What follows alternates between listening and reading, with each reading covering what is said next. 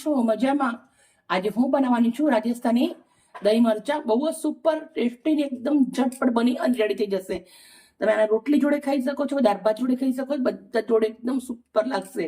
તો બનાવવાની રીત ચાલુ કરું છું. સૌથી પહેલા મેં મરચા લઈ લીધા છે 100 ગ્રામ. એને આપણે કટ કરવાના છે.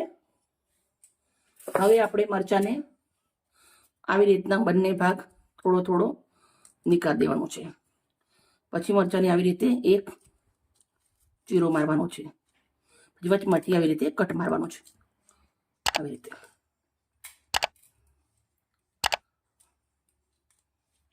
લાંબુ મરચું હોય તો 2 કરી દેવાના અને નાનું હોય તો 1 રાખવાનું. બંને બાજુ થોડું થોડું કટ કરશું. પછી આપણે આવી રીતે કટ કરી લઈશું. તમે જોઈ શકો છો સેમ પ્રોસેસથી બધા જ મરચા રેડી કરી દઈશ. મરચા સમારી અને રેડી કરી દીધા છે. આપણે મસ્ત એક વઘાર મારીશું. હવે દહીંવાળું કોઈ પણ જાતની એક કઢાઈ લેવાની છે. કઢાઈના અંદર આપણે તેલ મૂકવાનું છે. હું 1 ચમચા એટલું તલનું તેલ ગરમ મૂકું. તમારી જોડે જે તેલ ખાતા હોય તમે મૂકી શકો છો. એટલે મસ્ત ગરમ થવા દેશું. તલનું તેલ થોડું જાડું હોય એટલે મસ્ત ગરમ થવા દેવાનું.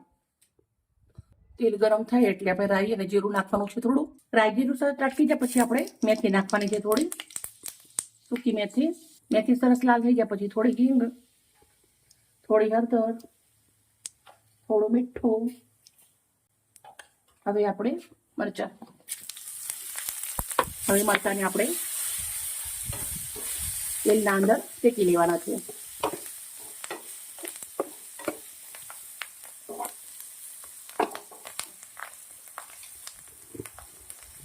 બે કળી લસણની, 1/2 ઇંચ આદુનો ટુકડો, 1/2 ઇંચ હળદર વાટી લેવાના છે.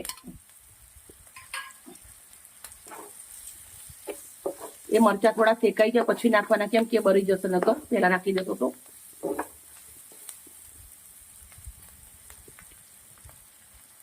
એક ચમચી જીરું અને 1 ચમચી સૂકા ધાણા વાટેલા, 1 ચમચી કશ્મીરી મરચું.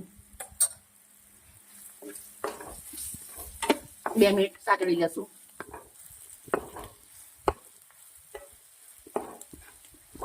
બહુ સરસ મજાનો સુગંધ આવી રહી છે. મરચા સરસ શેકાઈ ગયા છે મસાલાના અંદર. હવે આપણે એક નાની વાટકી ભરી અને અંદર લાસ્ટમાં દહીં નાખી દેવાનું છે.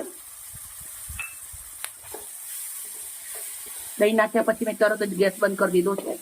ખાલી 2 મિનિટ દહીંના અંદર આવી રીતે આપણે એને શેકી લેશું. ગરમ જે મસાલો છે એના અંદર જ એકદમ રેડી થઈ જશે સરસ મજાનું. પાછું આપણે 1 મિનિટ ગેસ ચાલુ કરી દીધો છે અને આપણે આને સરસ શેકી લેશું. 2 મિનિટ શેકવાનું છે. બહુ સરસ મજાના રાજસ્થાની દહીં મરચા બની અને રેડી થઈ ગયા છે. એકદમ ઝટપટ બની ગયા છે. એકદમ ચટપટી રેસીપી છે મિત્રો. એકવાર જરૂરથી ટ્રાય કરી જેવી છે. હું તમને એમ નથી કે તમે બનાવજો, પણ એકવાર તમે બનાવશો ખરેખર તમને બહુ સરસ લાગશે. આવી રીતે આપણે બધા જ મરચાને પ્લેટના અંદર નીકાળી દેવાના છે. એકદમ સુપર અને ટેસ્ટી દહીં મરચા બની રેડી થઈ ગયા છે. મારી વિડીયો સારી લાગે તો પ્લીઝ લાઈક કરજો. કાલે મજેદાર રેસીપી સાથે કાલે મળીશ. બાય.